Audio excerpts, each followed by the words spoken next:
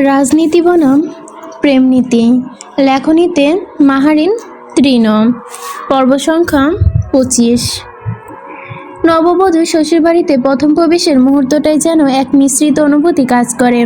একদিকে অচেনা এক পরিবেশ, নতুন সম্পর্ক, অচেনা ভবিষ্যৎ, এক বুক ধুকপুকনি। অন্যদিকে থাকে নতুন করে জীবন শুরুর উত্তেজনা আর ভালোবাসার মানুষকে পাশে পাবার আনন্দ। শেহরিনের কাছে ব্যতিক্রম কিছু মনে হচ্ছে না। বিয়ের লাল টুকটুকে শাড়ি, সোনার গহনা আর ফুলের সাজে আড়ালে লুকিয়ে আছে একরাশ ভাবনা। ছোটবেলা হতেই তার গণ্ডি ছিল একটি নির্দিষ্ট পরিসীমার মাঝে। বড় পরিবার, বড় সংসার মানে সে বুঝে না কিভাবে কি মানিয়ে চলতে হয়, কতটা কি করতে হবে, এসব প্রায় অজানা। ধরতে গেলে সুখনিবাসের পুরোটাই তার জন্য নতুনত্বে ঘেরা। নাও, কাঁটা চামচ মুখের সামনে তুলে ধরতেই শেহরিন ধীরসুস্থে মুখ তুলে চায়। সামনে মাঝবয়সী ভদ্রমহিলা, সম্পর্কে তার শাশুড়ি হয়। একটু আগে ঘরে প্রবেশের সময় প্রথম দেখেছে তাকে, তবে ওনার হাসিবিহীন মুখরেখায় এঁটে থাকা নীরবতা নববধূ খানিকটা ভাবনায় পড়ে। সে কি খুব রাগী, নাকি তাকে পছন্দ হয়নি, নাকি সে হাসতেই না পারে না কখনো। বাড়িয়ে দেওয়া মিষ্টিটা হতে একটুখানি মিষ্টি মুখে নেয় শেহরিন। বিয়ে শুরু হয়েছে থেকে তার মিষ্টি খাওয়া চলছে। ভাগ্য ভালো মিষ্টি তার পছন্দ, নয়তো এত মিষ্টি মুখে তোলা তার পক্ষে সম্ভব হতো না। নাজনীন বেগম ছোট ছেলের বউকে পুরোটা পরখ করে দেখেন। সৌন্দর্যের দিক দিয়ে তিথি কিংবা অম্বেশার চেয়ে অনেক এগিয়ে, তবে তাতেও খুব একটা মনোপ্রত হয়নি তার। নিজের ভাইয়ের মেয়ের জায়গায় অন্য একটা মেয়ে এসেছে। এত চেষ্টা করেও পালো না ছেলেকে রাজি করাতে, সব তো নষ্ট হলোই। সেই সাথে হুট করে ভাইয়ের পরিবার নিখোঁজ। বৌমা, তোমার শাশুড়িকে সালাম করো। আসসালামু আলাইকুম। একসাথে উপস্থিত সব মহিলাগণের সাথে হাসির রোল পড়ে। শেহরিন বুঝতে পারে না সবাই ভাবে হাসছে কেন। তাকে তো ওনারা সকলেই বলল সালামের কথা, তাহলে হাসার কি আছে? একসাথে এত হাসি তোর কেন? আবারও জোরে সোরে পাকিয়ে যায় সে। নিশ্চিত হতে কিছু একটা ভুল করেছে। ইস, শুরুতেই ভুল। বাসর ঘর সাজানো, সব কাজীর মহল হাসির শব্দ শুনে দোতলায় উকি দেয়। নিচু চেপে চোখ তাকিয়ে জিজ্ঞাসা করে, মামিমা কি হয়েছে? সানিদের বউটা মনে হচ্ছে বেশ সহজ সরল। ওরে মা, পায়ে পড়ে সালাম করতে বলা হয়েছে, মুখে না। শেহরিন চোখ বন্ধ করে নেয় সঙ্গে সঙ্গে। নিশ্চিত বুঝতে পেরেছে ভুল হয়েছে কোনো একটা।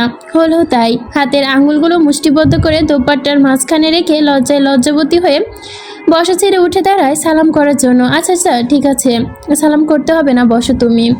নাজনীন বেগম শেহরিনকে বসতে বলে হাতে আনা গহনার বক্সটা উন্মুক্ত করে। বংশীয় রীতিতে এ বাড়ির বউদের পারিবারিক গহনা পরার রেওয়াজ রয়েছে। সেই হিসেবে সহ মিসেস নীলিফা, তিথি সবাই সবসময় পরে থাকে। নতুন বইয়ের সেই গহনা বুঝিয়ে দিতে হবে। হাতটা দাও। লাজুক নববধূ নিজের চোখে চেয়ে শাশুড়ি মায়ের কাছে হাতে আবারও গহনা দেখে শুকনো ঢোক গিলে। অস্থির মন তাকে শুধায়, বিয়ে মানে কি শুধু গহনা নাকি?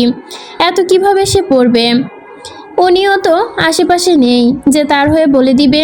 হাতটা বাড়াও বৌমা, ভয় নেই, এটা আমাদের পারিবারিক গহনা। সান্নিধ্যের এখানে আপত্তি থাকবে না? মিসেস নীলুফার কথা শুনে শেহরিন ধীরসুস্থে মুখটা তোলে। চোখে চোখ রাখতে মিসেস নীলিফা নরম স্বরে বলেন, আমাদেরটা না হয় নেওয়ার বারণ, কিন্তু এগুলো নয়। এগুলো হচ্ছে সব তোমাদের জন্যই। তোমার শাশুড়ি হাতে গড়া। খানবাড়ি নতুন পুত্রবধূ এলে উত্তরাধিকার সূত্রে এগুলো সে পায়। তোমাদেরটা নেওয়ার বারণ মানে আমাদের ছোট ছেলে নিষেধাজ্ঞা জারি করেছে। সে কোনোভাবে কারো থেকে কোনো গিফট নিতে নারাজ। আমাদের অবধি ফিরিয়ে দিয়েছে। শুধু আপনাকে নয়, আমাকেও দিয়েছে। এত অনুরোধ করলাম, এই ছেলে একটু মন গড়ল না। সান্নিধ্য দুই মামি সহ উপস্থিত সবকিছু আত্মীয় স্বজনও সমস্বরে প্রত্যুত্তর করে। মিসেস নাজনীন বিষয়টা আমলে নেয় না খুব একটা। জানে তার ছেলে ধর্ম প্রকৃতি, তার জেদ একরোখা স্বভাবের জন্য তো আজ এত কিছু। সেটা সে বলবে, তাই হবে। জীবন থাকতে তার থেকে এক দফা সরবে না সে। শেহরিন দুহাতে দুটি স্বর্ণের বালা, গলায় নকশা করা চেন আর হাতে আংটি পরিয়ে দেয় মিসেস নাজনীন। কানে ঝুমকো থাকায় সেটা না খুলে হাতে তুলে দেন। ধীর কণ্ঠে বলে, গলার চেন আর হাতের আংটি পরে থেকো সব সময়। যেহেতু ভারী চুরি না পরলেও হবে। একটু আধুনিক সময়ের গহনাগাটি আর কেউ পরেই না, সেই ঘরের বউ, মেয়ে কিংবা অন্য কিছু। তার উপরে কলেজ ভার্সিটি তো সবই। কাউকে দেখে বোঝার উপায় নেই, বিবাহিত বা অবিবাহিত সব এক। আগের প্রচলন ছিল, এখন আরও কমে যাচ্ছে। কমুক বাড়ুক সেটা কথা না, বাড়ির বউ হিসেবে কিছু চিহ্ন তো নিজের মাঝে রাখতে হবে, এটা এবারই নিয়ম। তোমার কিন্তু কোনো অসুবিধা হবে? শাশুড়ি মায়ের প্রশ্নে শেরিন সঙ্গে সঙ্গে মাথা নাড়িয়ে না জানায়, কোমল গলায় জবাব দেয়, অসুবিধা হবে না, হলে জানাবে। জি। মিসেস নীলুফা বসা ছেড়ে উঠে দাঁড়িয়ে আছে বলে বললেন, আচ্ছা হয়েছে আনুষ্ঠানিকতা, এবার বোমাকে ঘরে নিয়ে চলো। আচ্ছা, এখন তো সান্নিধ্য নেই, আমরা এখন চুপিসারে বোমাকে নিচের আনা গিফটগুলো দিয়ে দিই, কেমন? মিসেস নাজনীন গহনার বক্সগুলো গুছিয়ে নিতে নিতে বলল, থাক, তোমরা আরও সব করতে যেও না। নিবে না যখন কোনোভাবেই নিবে না, পরে জানতে পারলে তোমাদের কথা শুনতে বাধ্য হবে। শুধু শুধু অশান্তি বাড়িয়ে লাভ নেই, তার নিজের যা আছে তাই, মন খারাপ করবেন না পা। সান্নিধ্য হচ্ছে উচ্চবংশীয় ঘাড়তেরা মাথা মোটা মানুষ, ওর অনেক মাথা গরম, ওর সাথে না লাগাই ভালো। যা বলেছেন। সান্নিধ্যের ঘরখানা সাজানো হয়েছে একদম সাদামাটা হিসেবে, কেননা এতেও তার কঠোর নিষেধাজ্ঞা ছিল। ফুল দিয়ে পুরো ঘর এলোমেলো করা হবে ভেবে সে সানজিকে বারণ করেছে না সাজাতে, কিন্তু কে শুনে কার কথা। বাসর ঘর সাজিয়ে টাকা উসুল করার সুযোগ তো সে সানজি মিস করবে না দলবল নিয়ে, তাই হালকা পাতলা ফুল দিয়ে কোনো রকম সাজিয়েছে। তবে সাজ হালকা হলেও ডিমান্ড তাদের ভেড়ের বাড়ি। শেহরিনকে নিয়ে আসা হয় কক্ষে, বেডের মাঝখানে বসিয়ে দিয়ে সব কাজিন মহল অবস্থান নিচ্ছে দরজার পাশে। এই দলের মুখপাত্রী হচ্ছে সানজি, আর এরপরে হচ্ছে চাস্তো দুই বোন হিসেবে আছে যারা সারাম, মামাতো দুই বোন হিসেবে আছে জেরিন অর্পিতা, দুই ভাই পবন বাঁধন, এছাড়াও বিশেষ অতিথি হিসেবে আছে তিথির ছোট বোন অনিকা। সবাই নিজ নিজ জায়গায় সতর্ক থাকবে, একটা পয়সা কম ছাড়লে হবে না। ওকে, ডান। কাটাই 30,000 টাকা গুনে নেওয়া হবে মন্ত্রী সাহেবের থেকে। আপি, সান্নিধ্য ভাই যদি না দেয় ঝাড়ি মারে তখন। আমি কিন্তু ভীষণ ভয় পাই ভাইয়াকে। হুশ, তুই পাগল নাকি জেরিন? আজকে সান্নিধ্য ভাইয়ের বিয়ের দিন, আজকে ভাইয়া মোটেও ঝাড়ি দিবে না, বরং আমরা যা বলবো খুশি মনে মেনে নিতে বাধ্য হবে। এই সুযোগে আমাদের হাতছাড়া করলে চলবে না। সানজি মাথা নাড়িয়ে সাই জানতে চায়, সিঁড়ির দিকে চাইলো, এক নজর বুলিয়ে, ঠিক বলেছিস, কিন্তু নেতা সাহেব গেল কোথায়? 12:30 বেজে চলেছে, এখনো আসছে না কেন? পবন, তুই জানিস কোথায় আছে? একটু আগে দেখেছিলাম লনের ধারে দাঁড়িয়ে কথা বলছে ফোনে, এখন হয়তো কথা শেষ হয়নি। সারা কপাল চাপড়ে হতাশ কণ্ঠে বলে, আজকে বিয়ের দিনেও এত ব্যস্ততা তার? হালকা হলুদ রঙের বিড়াল প্যান্ট পরিহিত বালকটির হাতে মমপট নিয়ে সিঁড়ি বেয়ে ওপরে ওঠে, চোখে তার হালকা ঘুমের রেশ। আজকে সারাদিন বেশ ছোটাছুটি করেছে, ধীরে ধীরে নেতিয়ে আছে তার শরীর। নিজ কক্ষে যাওয়ার পথে ইয়োসানির ঘরের সামনে জমাট পাতা অবস্থা দেখে দাঁড়িয়ে পড়ে, কিছুক্ষণ তাকিয়ে দেখে এগিয়ে যায় সেদিক পানে। তোমরা এখানে কি করছো? কাজ করছি আমরা। কি কাজ? তুই বুঝবি না বেবি মানিক, যা ঘরে যা, ঘুম তো তোর চোখে এসে হাজির। না বললে আমি যাব না। আগে বলো কি কাজ? যারা এগিয়ে এসে আদরে কণ্ঠে বলে, ওলে বাচ্চা রে, আমরা সবাই এখানে একটা গুরুত্বপূর্ণ কাজ করছি, তুমি ছোট বাচ্চা এসব বুঝবে না, বড় হলে বুঝবে। তাসিন চোখ পাকিয়ে তাকায়, মামপটের ফিতাটা গলার সঙ্গে ঝুলিয়ে, আমি অনেক বড়, ইয়োসানির চেয়েও বড়, আমাকে ছোট বলবে না। ইয়োসানির চেয়ে তুই বড়? হ্যাঁ। আমাকে তোমরা আজকে বিয়ে করতে দাওনি, তোমরা সবাই পচা, তুই বিয়ে মানে বুঝিস? হ্যাঁ। সানজি সরু চোখে তাকিয়ে বলে, বলতো বিয়ে মানে কি? বিয়ে মানে আর স্কুল যেতে হয় না, মিসের কাছে পড়তে হয় না, হোমওয়ার্ক করতে হয় না, শুধু ইয়োসানির মতো গাড়ি করে বেড়াতে হয়, ইয়োপানিকে চুমু খাওয়া যায়।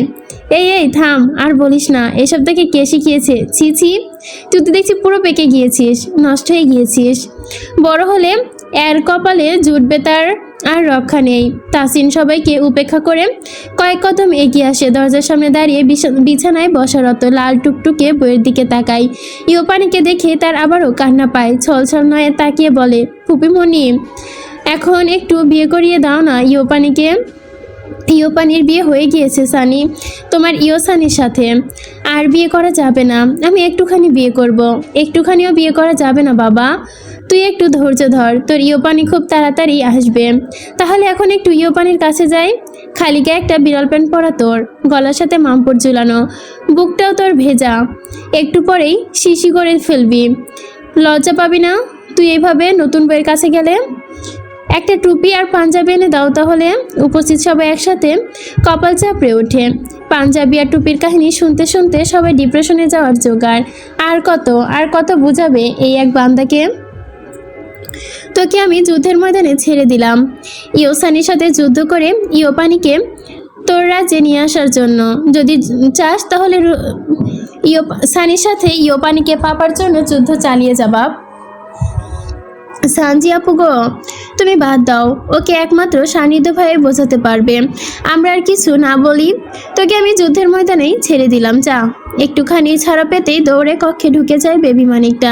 সরাসরি শেহরিনের সম্মুখে বসে দাঁড়িয়ে পড়ে। এতক্ষণে নার্ভাসতায় ডুবে থাকা নবকায়া তাসিনকে দেখে এভাবে মুখ তুলে চায়। তুমি এভাবে বসে আছো কেন? এমনি বসে আছি। ইয়োসানি কোথায়? আমি তো জানি না বাবা। তাসিন এপাশ ওপাশ তাকিয়ে বিছানায় উঠে বসে।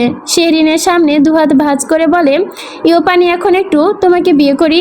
শেরিন ফিক করে হেসে ওঠে। নরম সুরে নরম আবদার শুনে নিজের হাসি দমিয়ে তাসিনের গাল টেনে বলে, তুমি তো ছোট একটা বাচ্চা, তোমার তো এখন বিয়ে করার যাবে না। তুমি যদি এখন বিয়ে করো তাহলে পুলিশ তোমাকে ধরে নিয়ে যাবে। পুলিশ কেন ধরবে? ছোট বাচ্চারা বিয়ে করতে হয় না তার জন্য। কিন্তু আমি তো বড়। তুমি ছোট, তুমি ক্লাস 3-তে পড়ো আর আমি ক্লাস 13-এ পড়ি। কাউন্ট করে দেখো তো কে কত বড়। তাসির নিমিষে চাহনিতে শেহরিনের কথাগুলো মনোযোগ সহকারে শোনে। অতঃপর হাতের কর গুনে গুনে দেখে 4, 5, 6, 7, 8, 9, 7 বলেনি মাঝে 7, 8, 9, 10, 11, 12, 13। আর বলবো না। কেন? বেশি হয়ে যাচ্ছে তো। সে নিজের হাসি দমাতে পারে না বেবি মানিকটার কথায়। তবুও নিজেকে কোনো মতে ধাতস্থ করে বলে, এবার বুঝলে তো কে কত বড়? তাসিন বুঝে না কিছুই। দায়সারা ভাব। সে শেহরিনের হাতে পরিহিত চুড়িগুলো আঙ্গুল দিয়ে নেড়ে নেড়ে বলে, এগুলো তো মামুনি পরে তার হাতে, তুমি কেন পরেছো? আমন যে তোমার মামুনির মতো, তাই আমি পরেছি। তুমি আমার মামুনি না, তুমি আমার ইয়োপানি। ইয়োপানি? আচ্ছা ঠিক আছে, আমি তোমার ইয়োপানি, এই কথাই মেনে নিলাম। মধ্যরাত পেরিয়ে অবশেষে জল্পনা কল্পনার অবসান ঘটে। সানিদের আগমন ঘটেছে। সবাই যেন যার যার জায়গায় সতর্ক অবস্থান নেয়। শারাফাত ছেলেকে নিয়ে আসার বাহানায় পকেটে খালি হওয়ার উদ্দেশ্যে মিস করে না। সিঁড়ির রেলিংয়ে বুকের সাথে দুহাত ভাঁজ করে দাঁড়িয়ে পড়ে সে। শান্তপ্রিয় মানুষ আমরা, শান্তিপূর্ণ আবদার আমাদের। আমরা কোনো রকম ঝামেলা ধারে কাছে ঘেঁচতে চাই না। আবদার কি? সকল প্রকার দামাদামি এড়িয়ে সম্পূর্ণ শান্তিভাবে 30,000 টাকা বুঝিয়ে দেওয়া হোক আমাদের। আমরা শান্তভাবে এখান থেকে চলে যাব। নববধূর কাছে যাওয়ার আগে মশালা তো দিতেই হবে ভাইয়া, এমনি এমনি তো আর আমরা যেতে দিব না। সানি তো কপাল কুচকায়, গম্ভীর কণ্ঠে জিজ্ঞেস করে, 30,000 টাকা কেন? বউ তো আমার। বউ তোমার, কিন্তু ভাবি তো আমাদের সকলের। সানি তো পিছু ফিরে শারাফাজের দিকে তাকায়। শারাফাজ ঠোঁট উল্টে বলে, সর্বজনীন অধিকার। আমারও পকেট খালি হয়েছিল এক সময়, অ্যামাউন্ট কমিয়ে আন। সবাই চিৎকার করে, নানা বলে ওঠে। দলবদ্ধ ঐক্য একসঙ্গে জোরালো হয়ে ওঠে। কোনো কমানোর সুযোগ নেই। পালে 2-1,000 আরও বাড়ানো যাবে। যত সময় যাবে তত বাড়ানো হবে। ভাইয়া দিয়ে দাও। 8 জন 30,000 টাকা মাত্র। যদিও প্রত্যেকের ভাগে কম পড়ে যায়, তবুও কষ্ট করে স্যাক্রিফাইস করেছি শুধু তোমার কথা ভেবে। এর চেয়ে আর কমানো যাবে না। সানিধ্য ওয়ালেট বের করতে করতে পবনার বাঁধনের দিকে তাকিয়ে শক্ত গলায় বলে, তোরা কি মেয়ে মানুষ? ওদের সাথে তোদের কি? এখানে ছেলে মেয়ের কোনো ভেদাভেদ নেই ভাইয়া। সব কাজ আমি বেশি করেছি, আমরাও করেছি। কাজটা কী ছিল? তোমার বাসর ঘর সাজানো। সানিধ্য সাঞ্চির মুখ খোলার আগেই তড়িৎ কণ্ঠে বলে, রিল্যাক্স রিল্যাক্স, হালকা সাজিয়েছি। আপনার ভাষ্যমতে জঙ্গল তৈরি করিনি। সো উত্তেজিত হওয়ার কোনো কারণ নেই। বুঝলাম না, বাসর ঘর তো ফুল দিয়ে সাজাতে হয়। তুমি এত বিপক্ষে কেন? সাঞ্চি যারাকে হালকা ধাক্কা দিয়ে সানিদের দিকে তাকিয়ে মুচকে এসে বলে, আরে যারা মনে বুঝো না এই ব্যাপারটা। বাগানের সবচেয়ে সুন্দর ফুল যদি একাই পুরোটা ঘর দখল করে থাকে, তাহলে আলাদা করে ঘর ফুল দিয়ে কি আর ঘর সাজাতে প্রয়োজন হয়? ও এই ব্যাপার। জীবন্ত ফুল নিয়ে কানাঘষা শুরু হয়। সবাই ফিসফিস করে মজা নিতে থাকে নেতা সাহেবকে। কিন্তু নেতা সাহেবের সেদিকে কোনো ভুরুক্ষেপ নেই। সে নিরুত্তর থেকে ওয়ালেট থেকে টাকা বের করতে ব্যস্ত। 12,000 আছে, এটা আপাতত রাখ, বাকি টাকা পরে দেওয়া হবে। বাকি যাইয়া লজ্জা দিবেন এমপি সাহেব, আপনি একজন নেতা মানুষ হয়ে বাকির কথা কেমনে বলেন? আমি কি টাকার বস্তা নিয়ে ঘুরি? বস্তা না হোক ওয়ালেট নিয়ে তো ঘুরেন। সানিধ্য ঠোঁট ওপরে চাপ দেয়, নিয়ে হালকাভাবে পরিসীমা কিভাবে যেন দিন দিন তার বেরিয়ে যাচ্ছে, ধৈর্যের সীমার পারছে না। নয়তো এতগুলোকে সহ্য করে নাকি সে? আমার কাছে এখন এটাই ক্যাশ আছে, আমরা কি জানি, কালকে সকালের মধ্যে দিয়ে দিচ্ছি। কোনো প্রকার সাধু ব্যক্তি বলেছিলেন, ভুলেও রাজনীতিবিদদের মুখের মিষ্টি কথা বিশ্বাস করবে না। বিশ্বাস করবে তো নিশ্চিত পস্তাতে হবে। আমরাও কোনো বোকা নই যে আপনার কথা মেনে নিব মন্ত্রী সাহেব। সানজির কথায় হুট করে ক্ষীণ হাসির রোল পড়ে যায়। প্রসারিত ঠোঁট ফেলে হাসি সানহিদ শান্ত কণ্ঠে বলে, যা কিছু একটা নিয়ে আয়, সাইন করে দিচ্ছি। অর্পিতা দলিল স্ট্যাম্প সহ বের করো। সারফাজ অবাক চোখে তাকিয়ে বলল, দলিল স্ট্যাম্প? মেকআপ হিসেবে রেডি রাখা আছে আমাদের সব। কোনো কবি বলেছিলেন, ছেলে মানুষকে কখনো অন্ধবিশ্বাস করতে নেই। কবি হয়ে এই কথা বলেছে? বলতেই পারে। কবি নিজে ছেলে মানুষ হয়েও যদি নিজে জানে ছেলে মানুষ আর বিশ্বাস দুটো দুই মেরুতে অবস্থিত। দলিলপত্রে সাইন শেষে স্ট্যাম্প লাগিয়ে দেওয়া হয়, সেই সাথে রাখা হয় ভিডিও। নগদ 12,000 টাকা তুলে দেওয়া হয়। চুক্তি সম্পন্ন ঘটে। এবার বিদায় নে। আর তোর কবিকে একদিন আমার কাছে পাঠাবি। কেন? বিশ্বাসের নীতিমালা শেখাবো। সানজি সানিদের দিকে তাকিয়ে আর চোখে লম্বা একটা শ্বাস টেনে নিয়ে বলে, সৈন্যগণ এবার যাওয়া যাক। তাসিন ভিতরে আছে, ওইটা আমি দেখছি, তোরা যা। সানিদের কথায় সারফাজ ব্যগ্র কণ্ঠে বলে ওঠে, আরে না, তোর দেখতে হবে না। ছেলে আমার বিয়ের কষ্টে এমনিতেই চোখে পাথর হয়ে আছে, তুই দেখা মানেই পানিশমেন্ট দেওয়া। সানজি নিয়ে আয় ওকে। সানজি আর কথা না বাড়িয়ে কক্ষে গিয়ে তাসিনকে কোলে তুলে নিয়ে আসে। এত অমানবিক সইতে পারছে না বেচারা, দুঃখে কষ্টে ঘুমিয়ে পড়েছে। এত অল্প বয়সে ছাকা খাওয়া শেষ। ভবিষ্যতে নিশ্চিত এই ছেলে দেবদাস হয়ে বাবা মায়ের মুখ ম্লান করবে। নিস্তব্ধ সময়, নির্জন আবাসিত এক মুহূর্ত। সান্নিধ্য কক্ষে প্রবেশের সঙ্গে সঙ্গে দোদুল্যমান হাওয়ায় আরও ঘন ঘর মিষ্টিত হয়ে যায়। লাল শাড়ি পরিহিত, বিছানায় ছড়ানো ফুলের পাপড়ি, পড়ে থাকা পর্দার ফাঁক গলে চাঁদের আলোয় সবকিছু যেন ভুবন মোহিনীর মতোই অপরূপ সৌন্দর্যে ডুবে আছে। সানিধ্য 1 সেকেন্ড দাঁড়িয়ে থেকে সেই চোখের তৃষ্ণা মেটায়। তার বিছানায় সযত্নে গড়ে তোলা একটি অস্ফুট জীবন্ত ফুলের লাজুক মুখে বসে আছে, যার শাড়ির চুলে দোপাট্টা কর্নিশ দুটো জুড়ে রেখেছে পুরোটা ঘর বিচরণ করে। সোনালি সুতায় মৃদু আলো পড়েছে, সূক্ষ্মভাবে ঝলমল করছে তা। শেহরিনের দুপায়ের সাথে মুখ ঠেকিয়ে চোখ বন্ধ করে রেখেছে। বুকের ভেতর আজ তার কালবৈশাখী ঝড় শুরু হয়েছে। সেটা থামানোর কোনো অবশেষ খুঁজে পায় না সে। অজানা এক শিহরণে তার সমস্ত কায়া দুলে ওঠে। নেতা সাহেব যদি তার দিকে আবার ওইভাবে তাকায়, সে তো সত্যি মরে যাবে। ওনার ওই ধারালো চাহনি সহ্য করার মতো শক্তি যে তার মনে এখনো হয়ে ওঠেনি। সান্নিধ্য শেহরিনের সামনে এসে বসে, ডান হাতখানা থুতনির নিচে রেখে গভীর দৃষ্টিতে তাকিয়ে থাকে তার নবরাধা বধূর দিকে। এক দৃষ্টে পলকবিহীন সেই চাহনি এবং একজন পুরুষের নির্বিকার চাহনিতে নড়ে চড়ে ওঠে নববধূ। কিছু সময় পার হতেই নিজ হাতে চোখ তুলে সে ধারালো দৃষ্টির মাঝে নাজুক কায়া আটকে পড়ে। শেহরিন গুটিয়ে যায়, দু হাতে নেতা সাহেবের চোখের ওপরে হাত রেখে কাপা গলায় বলে, অন্যদিকে তাকান প্লিজ। অন্যদিকে আমার বউ নেই। তাহলে চোখ হতে সরান। তাহলে আমি চোখ থেকে হাত সরাচ্ছি না। আমি ধরলে কিন্তু পারবে না। আপনি ধরবেন না। ধরার অধিকার আমার সম্পন্ন হয়ে গেছে এখন। শেহরিনের নরম হাতটা সামনে থেকে সরাতে নিল সান্নিধ্য। কোমরের কাছে হাত রেখে এক ঝাটকায় নিজের বুকে টেনে নিল তাকে। কপালের ওপর থাকা চুলগুলো আলতো হাতে স্পর্শ করে চুমু এঁটে দেয় সেইখানে। ধৈর্যের পরীক্ষায় এনে A+ পেয়েছি এত কষ্ট করে। তোমার উচিত আমাকে মিষ্টি খাওয়ানো। তা না করে এত লজ্জা পাচ্ছ তুমি? চোখে তুলে তাকাতেই পারছো না আমার দিকে। এই মেয়ে, আমার দিকে তাকাও। আপনি আমাকে মেরে ফেলার পায়তারা করছেন, এখন কি এই কথা বলছো? ধরলামই না তো তোমাকে। শেহরিন দুগাল লাল হয়ে উঠেছে, কান দিয়ে যেন গরম ধোঁয়া বের হচ্ছে। এমনিতেই এসব তার শরীরের অবস্থা কাহিল, তার উপর নেতা সাহেবের লাগামহীন কথা। এমনভাবে চলতে থাকলে তো তাকে আর খুঁজেই পাওয়া যাবে না নিশ্চিত। ছাড়ুন, ফ্রেশ হব আমি। মাথা মাথার এগুলো খুলে দিতে হবে। আমি পারবো। শেরিন সানিদের হাতে হাত কোনো রকম ছাড়া পেয়ে উঠে দাঁড়ালো। লাগেজ হতে নিচে সব প্রয়োজনীয় জিনিস বের করে নেয়। অতঃপর ড্রেসিং টেবিলের সামনে বসা। ধীরে ধীরে মেকআপ সহ গহনা খুলতে থাকে। আপনি চাইলে ফ্রেশ হয়ে নিতে পারেন। আমার একটু সময় লাগবে। সানি তো কভার্ড হতে টি শার্ট ট্রাউজার বের করে ঘড়ির দিকে তাকায়। একটা পার হচ্ছে।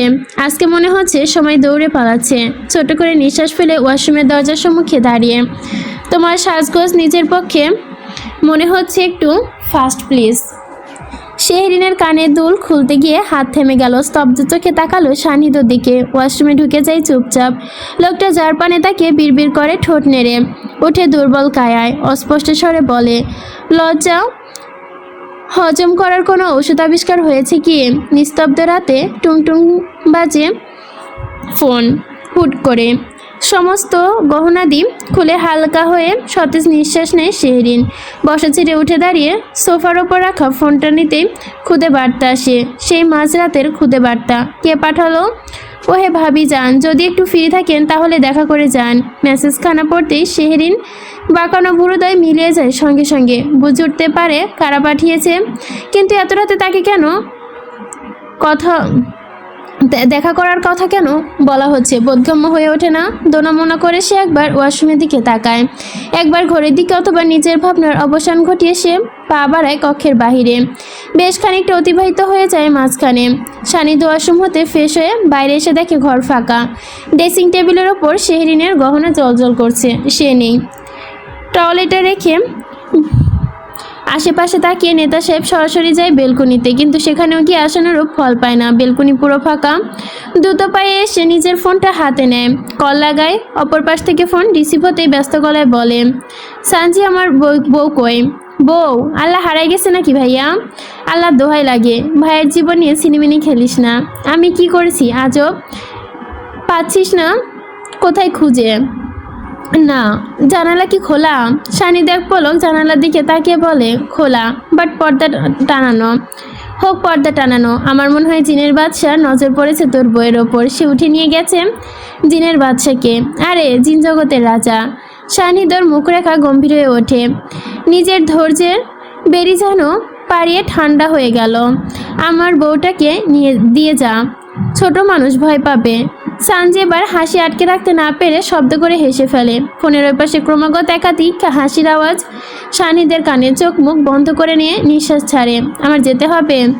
এখন না, আধা ঘন্টা পরে আমরা হালকা আড্ডা দিব। এখন ভাবি যেন আমাদের গান শোনাবে। তুই ঘুমিয়ে পড়, আলবিদা। মুখের ওপর ফোন কেটে দেয় সানজি। একে একে সবাই হাসি মেলায়। শেহরিন সব বোনেরা মিলে পকোড়া করে নিয়ে এসেছে। নেতা সাহেবের বইয়ের জন্য কেমন পাগল সেটাই দেখবে এবার। তানিশা আপু, তোমার আইডিয়া কিন্তু জোশ ছিল। ভাইয়ের অবস্থা ভয়াবহ হয়ে গিয়েছে। কেমন দিলাম? আমার তো তোমার ভাইয়ের ক্ষেত্রে এটা করেছিলাম, এজন্যই ভাবলাম তার কাটা নেতা সাহেবের জন্য একটু টুইস্ট দেই। এসে পড়লো বলে, ইস, ভাইয়ের মতো রাগী মানুষ এভাবে করুণ কণ্ঠে কথা বলবে? আমার ভাইয়ের বউটাকে দিয়ে দাও তোমরা, please please please please please. একসঙ্গে চাপা হাসি রোল ওঠে সবার মধ্যে। খানিকটা বসা সবুজ শিফনে একটা শাড়ি পরিহিত নববধূ স্বর্ণপণে নিঃশ্বাস ছাড়ে। এরা যে কি করছে, কি হচ্ছে, কিছুই বুঝতে পারছে না। ভালোই এসেছিল সে তাদের ডাকে সাড়া দিয়ে, কিন্তু আসার পরে যে এই ফোন দিয়ে আটবে সে তো তা জানে না। শেহরিন সবুজ শাড়িতে দেখে ভাইয়া প্রথম কুপকাত হয়েছিল। এজন্যই ভেবেছিলাম এই শাড়িটা পরানো হলো। ও মাই গড, আজ একটা ধামাকা হতে চলেছে। শোন, কেউ সহজে গলবি না। সানিদের সে বারবার অনুরোধ করবে, তারপর ভেবে দেখব। ওকে কোনো দিকে নানু বাসায় অনুরোধ করাতে পারিনি। সবসময় অর্ডার করেছে।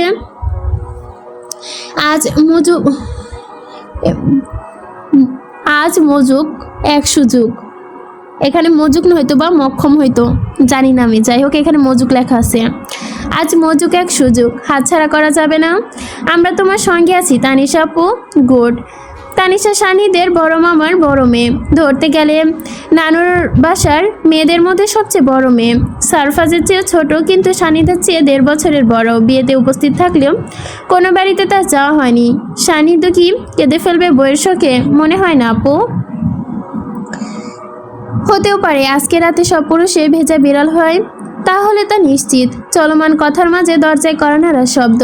সবাই একসঙ্গে সজাগ হয়ে চোখ মেলে তাকায়। তানিশা এক নজর শেহরিনের দিকে তাকিয়ে ঠোঁট চেপে হেসে বলে, জিন আসতে পারেন? জি আসতে পারেন। সানিদ ট্রাউজারের দুপকেটে হাত ঢুকিয়ে দরজাতে একটু ভেতরে ঢুকে আসে। এতগুলো রমণের মাঝে তার চোখ আটকায় সবুজ শাড়িতে আবৃত রমণীর দিকে। চুপচাপ করে অবলা নারীর মতো বয়সে আছে মেয়েটি। ইস্কি মায়া মায়া লাগছে দেখতে।